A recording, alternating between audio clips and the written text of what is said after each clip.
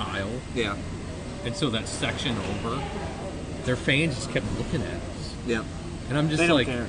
this is it. This is what you do. You don't just sit there on your butt and watch. And it was like, 30, 40 somethings with their kids. Yeah. But it was still like, I'm 38, I have kids, and I'm standing here chanting and singing. And Yep. But now we have the Madison connection now. So we took some more pieces. We took the flamingos from them. Yes. which is cool. Yeah. So let me ask you a question. So True North Elite, are you guys going to go to the Madison games when they happen? Or are you guys be talking about that? Yeah. So the new supporters group for Madison Forward or Forward Madison or whatever, I can't figure that out. Called the Flock. Yeah. Which Flock. they just announced. So 2 of the 3 guys that started it are actually friends of mine. Oh, cool. Okay, cool. So yeah, we're working on a affiliate connection with them as well. So Nice. it's more than likely they're going to come up for a couple of United matches and stand with True North Elite. We'll go down for a couple matches and stand with the Flock. Awesome. And kind of get that partnership together that the team has with them. So I mean, I would imagine we're going to see Mason Toy down there. We're going to see probably Wyatt Omsberg down there. Probably Carter Manley. Now, however, they got rid of all of our fullbacks, so maybe Manley's going to be a starter. I don't know. I mean, considering what they've done in the past, he might end up being. We got one fullback. But Yeah, that's all right. Yeah. I mean, because Miller's not signed yet, right? Miller's not signed. They tendered a contract. They tendered a contract. The expansion draft is on the 11th. Okay. I expect him to be signed on the 12th. Yeah. Yeah, interesting thing is, I'm doing my MBA through Southern New Hampshire. Okay. He was actually in my class this past term, and I sent out I commented. We have discussion posts that we have to do, and I commented on one of his posts because I was like, Eric Miller from Minneapolis, and he's interested in international sports. Yeah. I bet, and the fact that Southern New Hampshire is a major partner of MLS, I'm like, hard to believe this isn't him.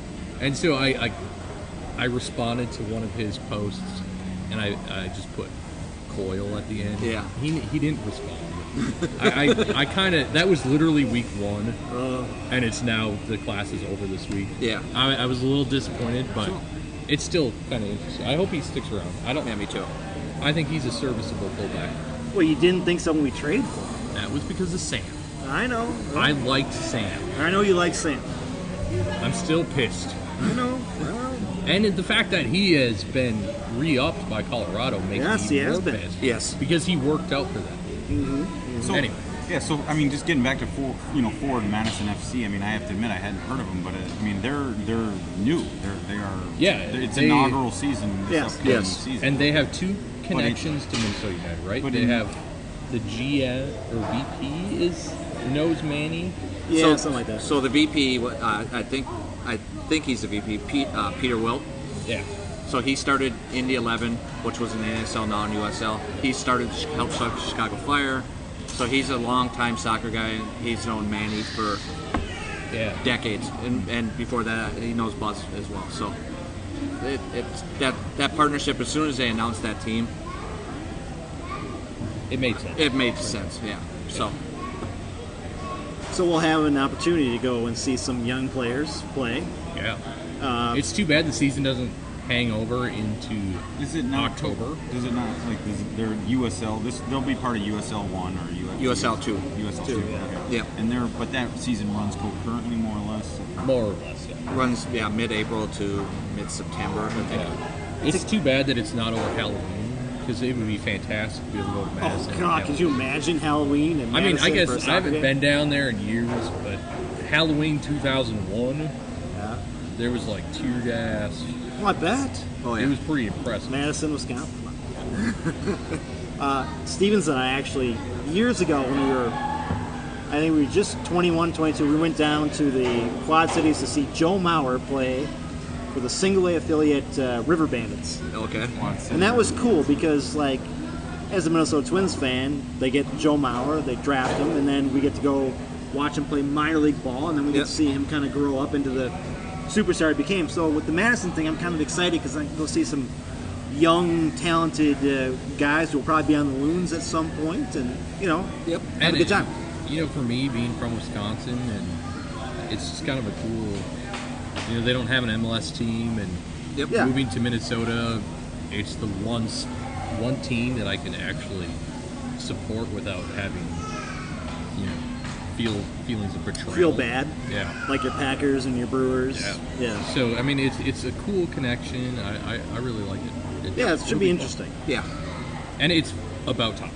It is about time. Well, we need it. I think the fact we didn't have an affiliate last year or this past season really burned us. Well, we were dumping guys to Las Vegas and other places, and in fact, last episode we talked about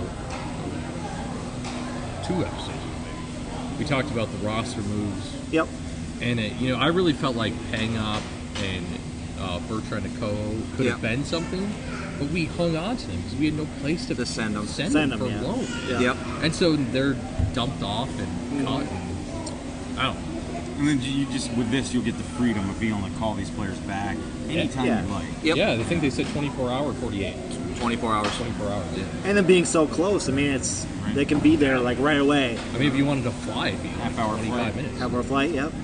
Yeah. So, otherwise, something I want to point out, start the State of the League solidarity ratings. So this has always been a touchy subject with the United States.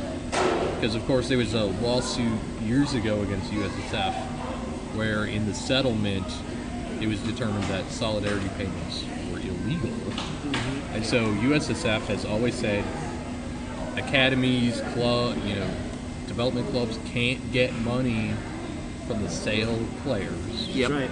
Well, Garber in the State of the League mentioned that he's changing his opinion on these solidarity payments. Yeah. Now, that would be a significant shift because MLS and USSF are, bedfellows. Yes. Mm-hmm. And so the fact that all of a sudden MLS is saying, wait a second, we just lost Davies, we're losing Zach Steffen,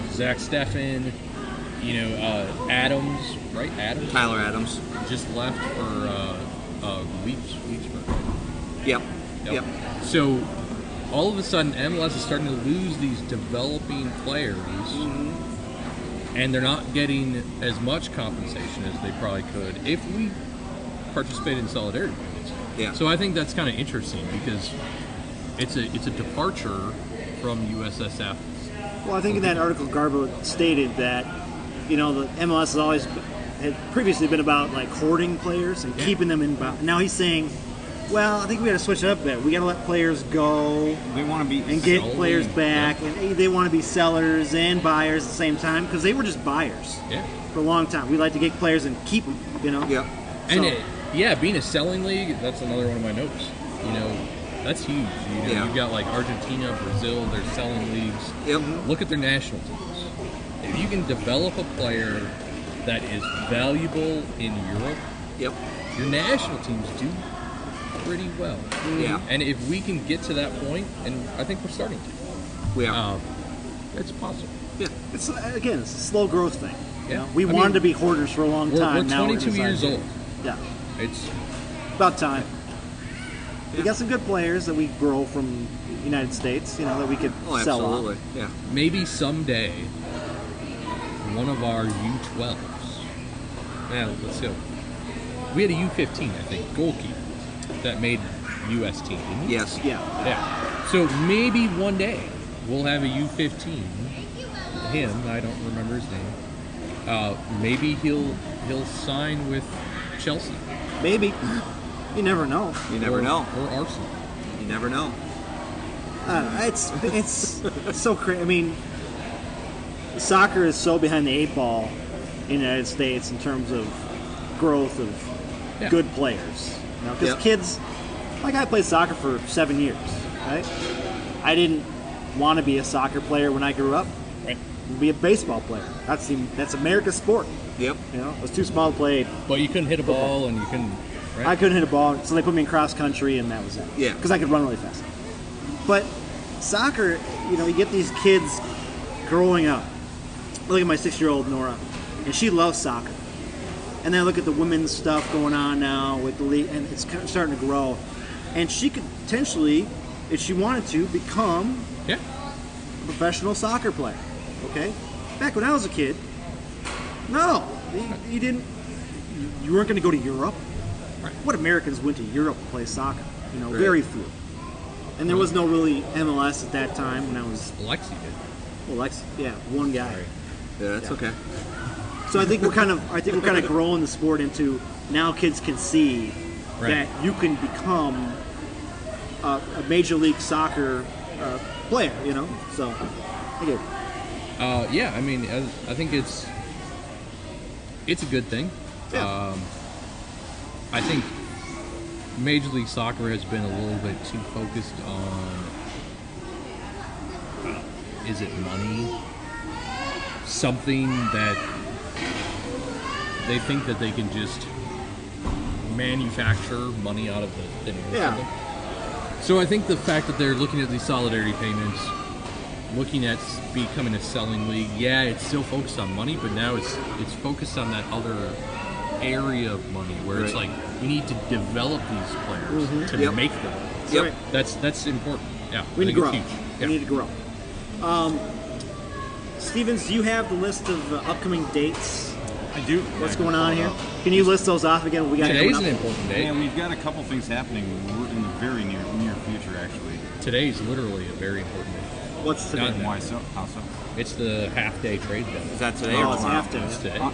So it's going on right now. Yep. Yeah, it's over. It was 8 a.m. to 12 p.m. Central Time. So I was checking Twitter all podcasts. I didn't see it. So I mean, you'd wonder, you would think we'd see some news coming out of this because that's where they, that's where they have their opportunity to wheel and deal. And We did make one last year. Anybody guess who that was? No, I don't. Was it? Was that? No, that. His name may rhyme with our manager's name. Oh, that's right. We did get Harrison Heath Harrison Heath on this day. Not so much rhyme as be exactly the same. It's interesting that it's a 4-hour window. Yeah. The day after the final. It's such a short period. Well, and then after that, they got to lock in their expansion draft roster. So. Yep. Then speaking of that, that's December 11th. So just in a few days, Wednesday. December 11th? Yep. Or Tuesday rather. Yep. All right. And then the draft is That's December 11th.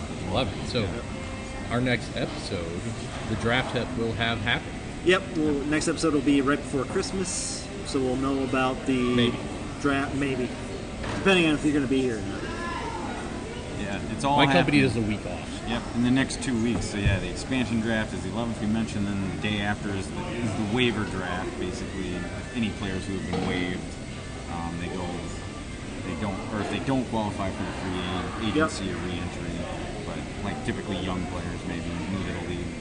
And then you have the re-entry draft on the 14th and 20th. So it's all happening in the next week or two. Yep. Well, yeah, we'll know a lot more 2 weeks from now. That's for sure. Yeah. We'll see if anybody from the United gets picked in the expansion draft. I don't think they will. I don't think so. Because Cincinnati's, like we talked about, Cincinnati's kind of like us. They have their own players they've already kind of brought in. Yeah. I think we agreed there's a good chance that nobody is taking from the United. However, now this would be stupid, but however, there are rumors, this is from Jeff Ruder at The Athletic, that FC Cincinnati is very interested in Miguel Ibarra. Yes. Why would they? So you would hope that we No. protect Miguel I Ibarra. hope so. Jeez. Because at least you can get something.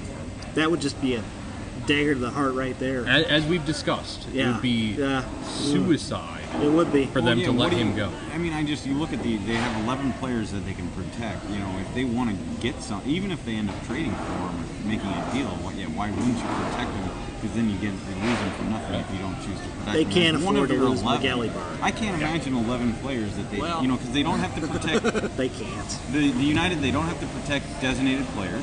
They don't have to protect homegrown players. They're automatically safe. Yeah. So you tell me 11 other players that they wouldn't protect other than Yeah, I think Ibarra. our roster's only 15. It could be tough.